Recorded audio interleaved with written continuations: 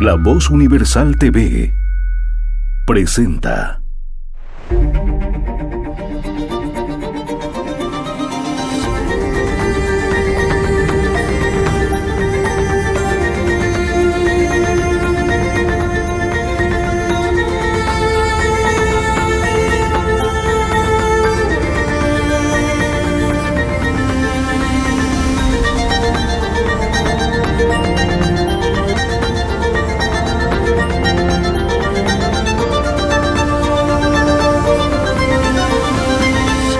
Ideas que transforman, con Gonzalo Chávez.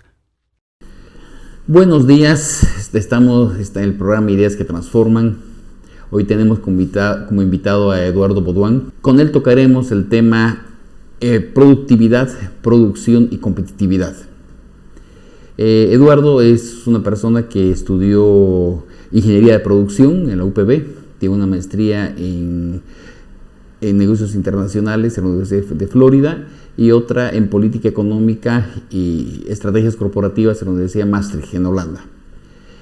Ha trabajado también en el sector público y proyectos privados. Querido Eduardo, muchas gracias por venir. Gonzalito, un placer de estar aquí. Espero poder compartir un poco contigo y con la gente que nos tenga bien recibir en su casa, pues lo que nos ha dado la vida como experiencia.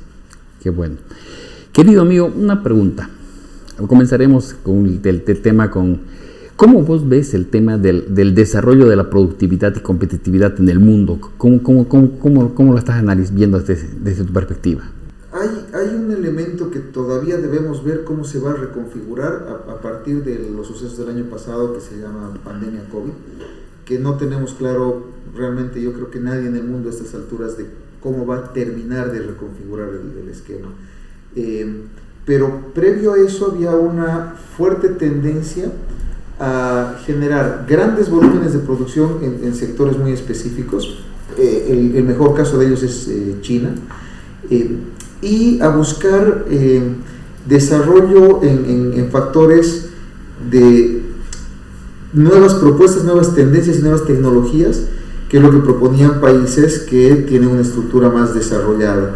En medio de eso tú ves los países latinoamericanos que se especializaron en buscar competitividad a través de exportación de materia prima y de commodities, y que se han encontrado realmente con que su modelo los ha dejado bastante atrás respecto a lo que han logrado, por ejemplo, los países del sudeste asiático, que se incorporaron al concepto tecnológico y han generado otro tipo de espacios. Entonces, yo creo que tenemos que repensar un poco en esta reconfiguración que se va a dar en el mundo, pues hacia dónde realmente queremos apuntar y en qué contexto queremos insertarnos. De otra forma, quedamos completamente afuera. En los últimos años se han ido dando un montón de secuencias que han permitido a las empresas cada vez ser más competitivas. O sea, por fusiones, por complementariedad, por mejores logísticas de abastecimiento en el mundo global, ¿no? Correcto. Y nosotros no hemos podido entrar en eso. ¿A qué se debe eso? Parte de los factores que se han ido dando tienden hacia la acumulación. Hoy en día tú tienes corporaciones que son más grandes que países. Es decir, la tercera o cuarta economía del mundo termina siendo prácticamente una corporación, ya no un país. Esa reconfiguración que tú bien dices ha generado ventajas en algunos factores.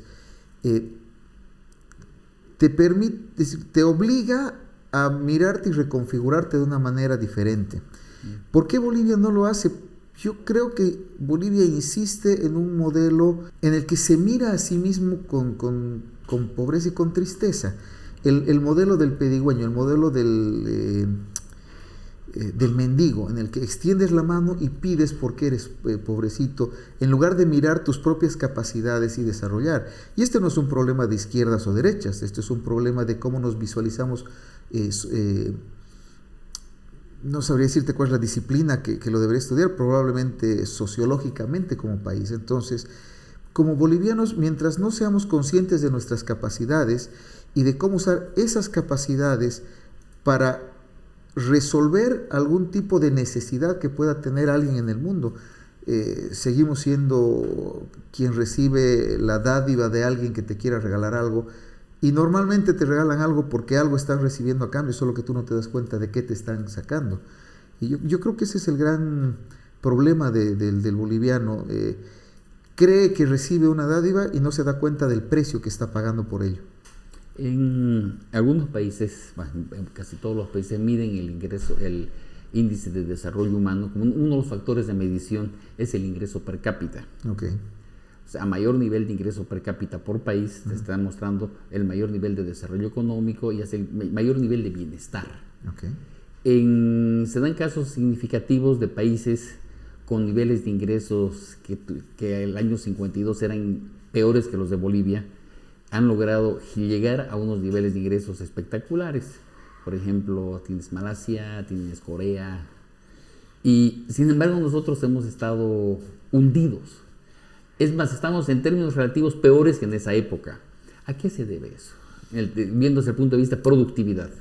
Antes de entrar en a qué se debe, porque creo que es una respuesta un poco compleja, tenemos que entender que el índice de desarrollo humano, bueno, quizás el término puede ser complicado porque llama un tema muy específico de la economía, en la cual yo no soy un experto. Pero el índice de desarrollo como país puede medirse en diversos factores. Solo por darte un ejemplo y para no hablar exclusivamente de nosotros, Chile tiene uno de los ingresos per cápita más altos de Latinoamérica. Si no me equivoco, es el segundo ingreso per cápita más alto de Latinoamérica. Pero si medimos en el índice de Gini, que habla de un índice de distribución de riqueza, es el sexto peor país de Latinoamérica. Entonces, ¿de qué estamos hablando finalmente? ¿De que como país tengamos mucho dinero o de que como país esté distribuido y llegue a su población, a la población en su conjunto? La concentración de la riqueza es también un factor que puede generar dificultades de otros aspectos. Pero viendo desde el punto de vista de la productividad, Okay. ¿Cómo lo enfocas? Mira, el problema que se genera a partir de lo que te digo en productividad, esta disparidad de la concentración de riquezas que hay en determinados países, generan dos elementos. El primero, y este es un problema típico en Bolivia, el mercado no se desarrolla el mercado interno no se desarrolla de la misma manera. Cuando tú no tienes un mercado interno que es siempre tu fuente primaria y tu piso o plataforma para trabajar, porque típicamente una empresa atiende normalmente un mercado interno primero para dar un salto a esquemas de exportación, luego vamos a hablar de esquemas tecnológicos que te permiten otros elementos en la actualidad, pero si no tienes un mercado interno fuerte, después no tienes ni siquiera ese, llamémoslo, laboratorio de cómo atender necesidades de un mercado para después poder identificar qué otras necesidades vas a poder cubrir. Entonces, en términos de competitividad, yo creo que uno de los grandes factores en Bolivia ha sido ese, la falta de comprensión de que el desarrollo del mercado interno es tan importante o quizás más que pensar en mercados de exportación por diferentes elementos. Y uno de ellos es el elemento que se ha dado más recientemente en la redistribución de riqueza. ¿En qué se sientan las bases de los criterios de productividad a nivel internacional? Para no entrar en un esquema semántico de productividad, ¿ok? La productividad como tal la puedes medir en cuánto realmente generas como país. Y podrías basarte exclusivamente en un concepto de productividad, en un esquema de generación. Pero yo particularmente creo que tu esquema de productividad lo comparo con el esquema de felicidad de una persona. ¿Eres más feliz cuando más tienes? ¿Eres más feliz cuando menos necesitas? ¿Eres más feliz cuando ese equilibrio está logrado? ¿Eres más feliz cuando tus personas allegadas sienten sus necesidades cubiertas? Yo particularmente mido la productividad miro la productividad desde el punto de vista de cuando un país tiene a su gente en un grado de necesidades cubiertas mejor llevado, considero que su productividad se está desarrollando mejor.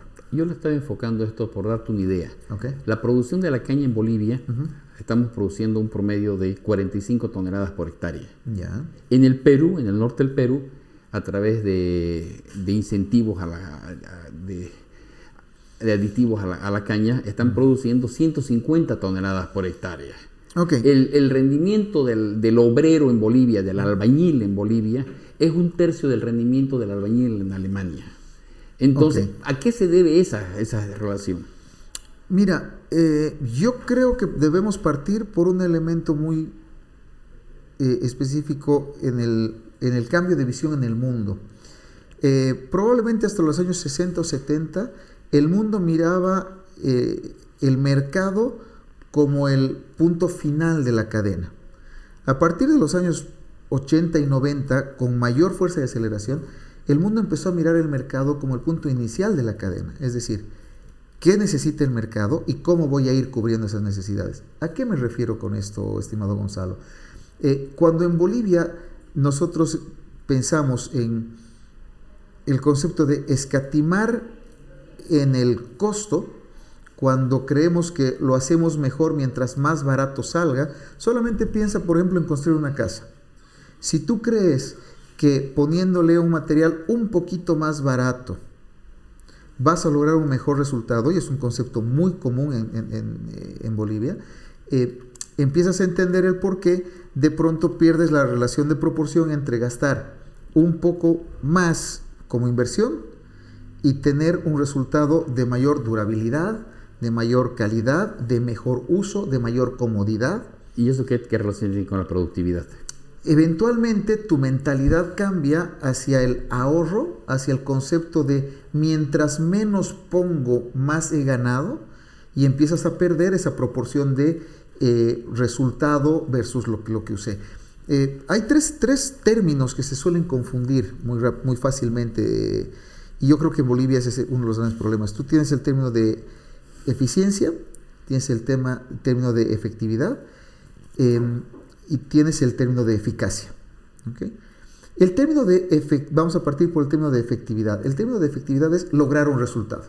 Yo voy a obtener un resultado. Voy a construir una casa, voy a obtener un libro, voy a tener, no sé, 1 tonelada de soya producida. He sido efectivo, he logrado mi resultado. He sido eficiente.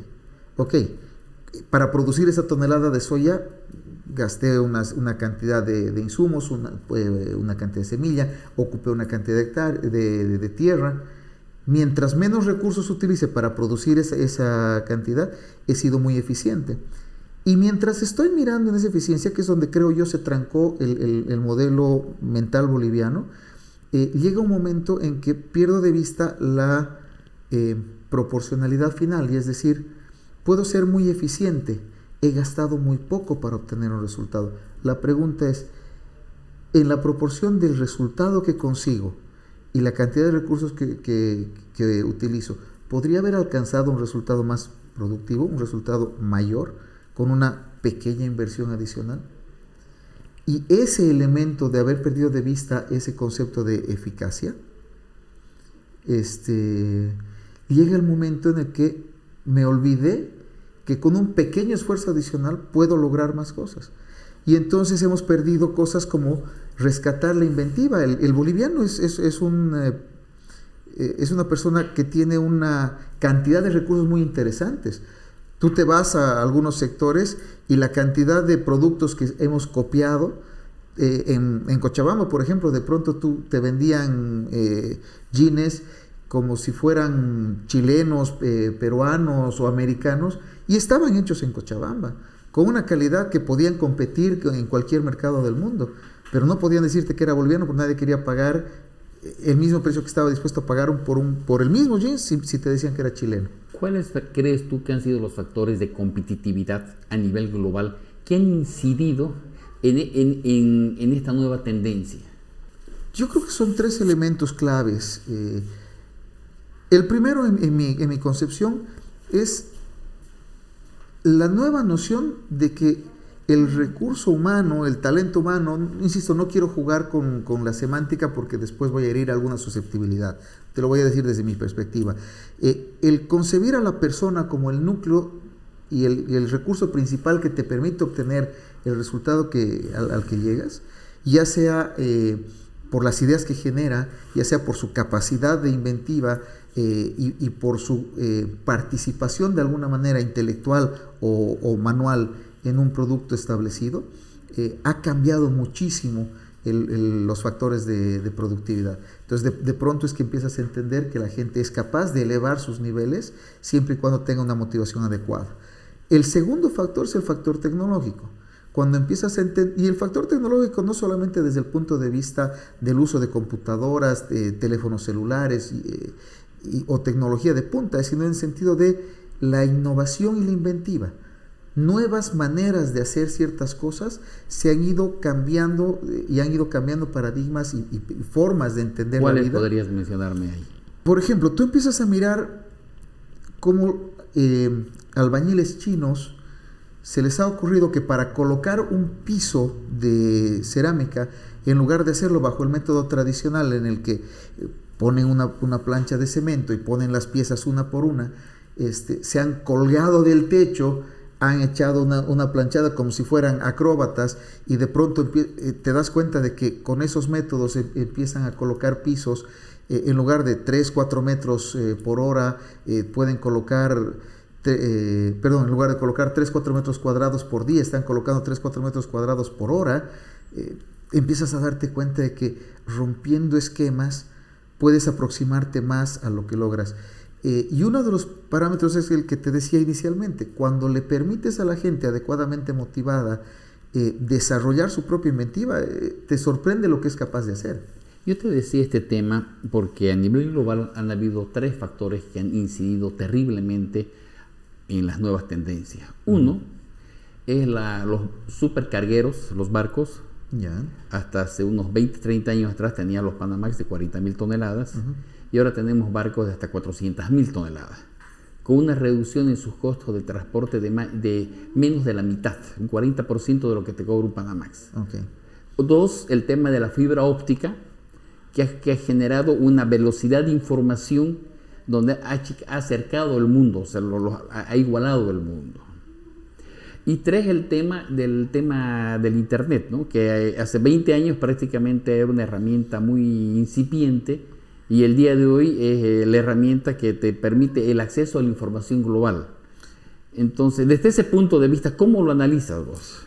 Mira, bueno, para empezar te vas a reír. Cuando yo entré a la universidad, el Internet era, como bien dices, prácticamente una novedad por completo, y hoy en día lo tienes en la palma de tu mano al punto en que no sales de tu casa sin preguntar cómo va a estar el clima, y no solamente dónde estoy, sino dónde pienso ir.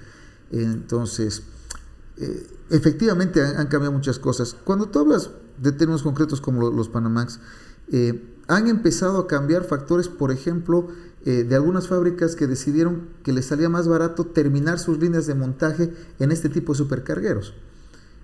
Inclusive han roto barreras hasta impositivas, es decir, salían como piezas y llegaban como producto terminado. Se han establecido líneas de producción enteras en este tipo de embarcaciones.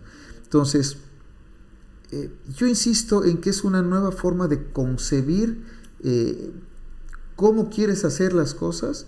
El mundo se ha achicado, las distancias y los tiempos, solamente de pensar que tú para llegar a Europa necesitabas 2-3 semanas en barco, y hoy en día llegas en pocas horas. Quieres llegar a China y un mensaje tuyo está en segundos. Necesitas hablar con alguien en cualquier lugar del mundo que tenga acceso a internet. Una llamada o una videollamada y multipartita a estas alturas es cuestión de segundos. Reconfigura cómo empiezas a mirar los nichos de mercado, cómo empiezas a mirar los factores que van a hacer que tengas o dejes de tener éxito, pero además reconfigura contra quiénes estás compitiendo.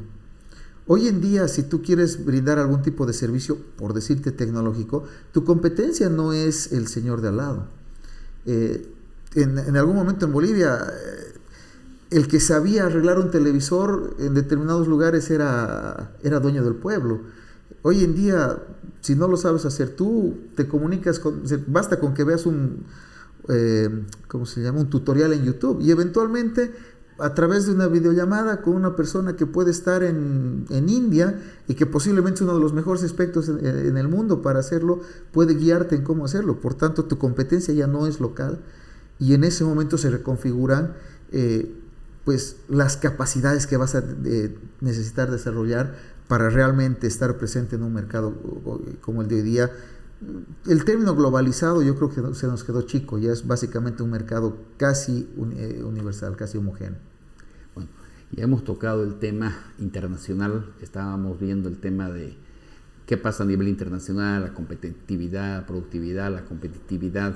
Vimos que hay un mundo mucho más interrelacionado, que la Tierra es más o menos plana, que todo fluye de una manera directa. Correcto. Ahora, viendo desde el punto nacional, desde el punto Bolivia, ¿existe o han existido alguna vez políticas de competitividad?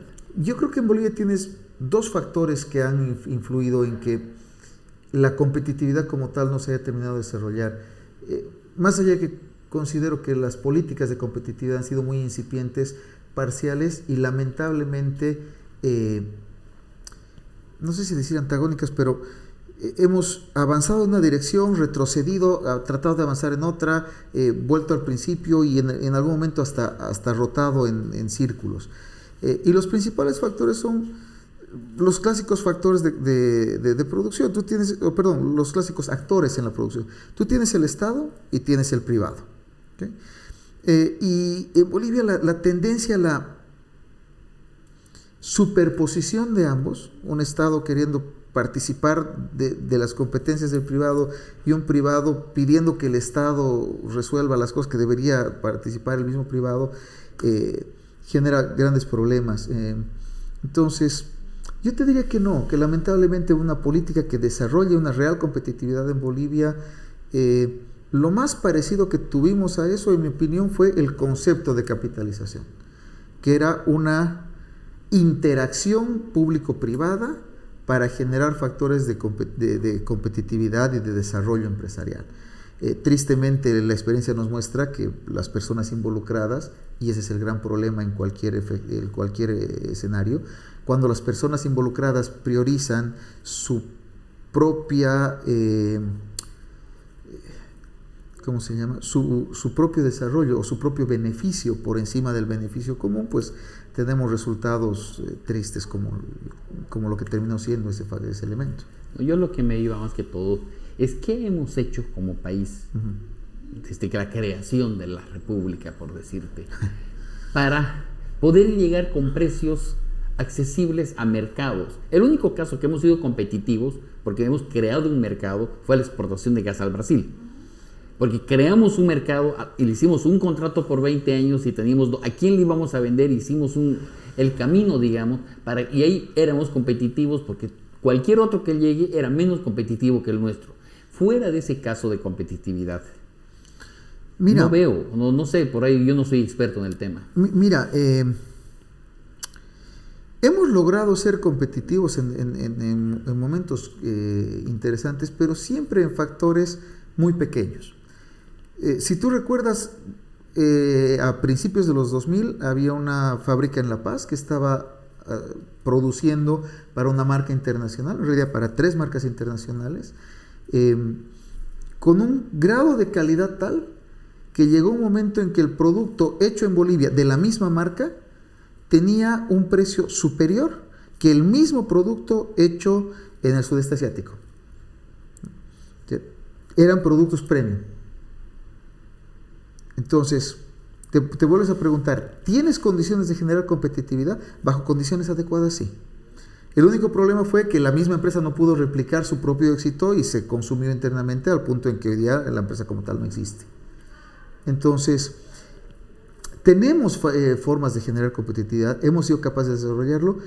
Yo creo que en el momento en que hemos generado la noción del proceso adecuado, como bien dices, enfocados en el mercado, tenemos la experiencia de Halasoft, que hoy en día ha ganado contratos internacionales incluso por encima de la India. Es una experiencia de competitividad. ¿Tiene más contratos que la India? No, ¿O le ha ganado en algún nicho específico? En nichos específicos ha logrado competir con empresas hindús. Bueno, indias en realidad, el término hindú creo que es un término religioso. Empresas indias que competían también por el mismo contrato y se lo llevó Halasoft. Y no exclusivamente porque fuera el precio más barato, sino porque el mix de lo que ofrecía era más competitivo, el término que tanto queremos usar hoy día, por encima de empresas que en teoría tienen otro tipo de condiciones. Entonces, ¿podemos desarrollar las condiciones adecuadas para ser competitivos? Definitivamente la respuesta es sí. Tenemos que entender cuáles son nuestras capacidades y en qué y cuáles son nuestros puntos de partida. De otra manera no vamos a poder lograr enfocarnos. ¿Podemos nosotros producir en volumen y cantidad como produce China? Sería ridículo pensarlo. ¿Pero podemos competir con producto chino en determinados nichos? Yo diría que sí. Aquí me voy cuando te hablo de competitividad, de las políticas públicas para la competitividad. Ya. O sea, es rol del Estado, ya sea a través de él mismo o a través de terceros, la construcción o generación de condiciones para la competitividad. Por darte una idea, gas, fibra óptica, electricidad, todas las demás condiciones. Correcto. Para que agarres esquemas impositivos, y puedas incentivos. salir adelante. O sea, por ejemplo, te doy un ejemplo, fibra óptica, si le dices si Jalasoft se agarra un contrato y le dice, me vas a dar el soporte a 20 millones en Estados Unidos, la respuesta es, no podemos porque no hay fibra óptica. Correcto. O sea, vamos a hacer cosas en nichos muy chiquititos, muy específicas, pero las políticas de competitividad no se basan en nichos bien chiquititos, se basa en ir en grande, armar una estructura para salir en grande con costos competitivos. Discúlpame, pero en eso esencialmente estoy en desacuerdo. Sí, necesitamos desarrollar políticas que nos permitan condiciones de llegar a los nichos de mercado que querramos atacar. ¿Okay? Coincido contigo, con la capacidad de fibra óptica que tenemos instalada en Bolivia, no estamos en condiciones de competir en mercados macro, ¿sí? Pero en el elemento en el que estoy en desacuerdo contigo es que necesariamente tu factor de competitividad deba llevarte a mercados grandes y a volúmenes grandes. Y un ejemplo espectacular es una marca de autos que posiblemente el público pueda conocer y escuchar, que se llama Maserati. Maserati es un emprendimiento que se desprende de, caramba, se me ha escapado, mis amigos del cabalino rampante Ferrari, de un ingeniero de Ferrari que se peleó con el dueño y se retira de Ferrari y decide que quiere hacer sus propios autos. Perdón, te estoy hablando de Lamborghini, no de Maserati. Los autos son hechos a mano, hace muy poquitos. Pregúntame cuánto vale cada uno y si es competitivo o no. En su nicho sí. Por supuesto. Entonces, ahí la pregunta que nosotros debemos respondernos es, ¿qué podemos hacer? ¿Bien? Pero políticas públicas para ese nicho no justifica. Políticas públicas deben favorecer capacidades específicas. Bolivia no tiene condiciones por muchos factores, su cantidad de población, su ubicación geográfica, y no estamos hablando de que algo de esto sea culpa de izquierdas, derechas, rojos o azules. Su cantidad de población, su ubicación geográfica, sus costos de transporte en este momento, hacen poco competitivo una serie de factores. Políticas públicas de desarrollo de carreteras, un elemento que tú conoces muchísimo mejor que yo, que es un tema de vías férreas y desarrollo de vías alternativas como vías fluviales. Sí, efectivamente te van a permitir acceso a mercados de volúmenes más grandes, lo que no significa que necesariamente estemos hablando de volúmenes como los que genera, por ejemplo, China. ¿Cuál fue una de las ventajas que tuvo Singapur? Su posición geográfica le permitía acceder al Asia de forma directa porque es una serie de islas. Entonces, al final del día, ¿Bolivia puede pretender comportarse como si estuviera en las mismas condiciones que Singapur? Absolutamente no. Entonces, insisto, yo creo que Bolivia necesita identificar nichos específicos de mercado. No necesitan ser pequeños, pero no pueden ser tampoco nichos excesivamente grandes por los volúmenes a los que puede acceder en términos de cantidad Bolivia. Pero no significa que deba irse específicamente a volúmenes macro. ¿En qué sí coincido con lo que dices? La política pública debe apuntar a favorecer un concepto genérico de desarrollo como país y no específicamente, o sea, no podríamos desarrollar una política pública que favorezca a Jalasoft, por mucho éxito que tenga Jalasoft como empresa. Pero eventualmente podemos generar una política pública que facilite el hecho de que nos hemos convertido en competitivos en un sector y nicho de mercado tecnológico y que podamos desarrollar ese nicho de mercado de manera que podamos insertar en otros elementos relacionados o complementarios un factor de competitividad adecuado. Coincido contigo, no podemos pensar en solamente unos pocos. Nuestra política pública debe estar dirigida a un concepto más general. Muchísimas gracias, Eduardo, por venir al programa. realmente te agradezco. Ha quedado corta el diálogo. Creo que en un siguiente programa vamos a poder ampliar más la parte que falta, en la parte nacional y regional. Muchísimas gracias por venir. Querido Gonzalo, es un placer. Definitivamente espero haber podido compartir un poquitito de lo que me ha tocado descubrir a lo largo de mi tiempo tratando de contribuir al país. Y cuando tú gustes, va a ser un placer volverlos a acompañar. Muchísimas gracias por querer volver al programa. Estuvimos con Eduardo Baudouin tocando el tema producción, productividad y competitividad. Estamos en el programa Ideas que Transforman, que se transmite por radio y televisión La Voz Universal de los lunes y viernes de 10 a 10 y media de la mañana. Agradecemos mucho por estar con nosotros. Esperamos que la temática que se haya tratado les sea de mucha utilidad y los esperamos en el próximo programa. Muy gentil, muchas gracias. Ideas que transforman con Gonzalo Chávez.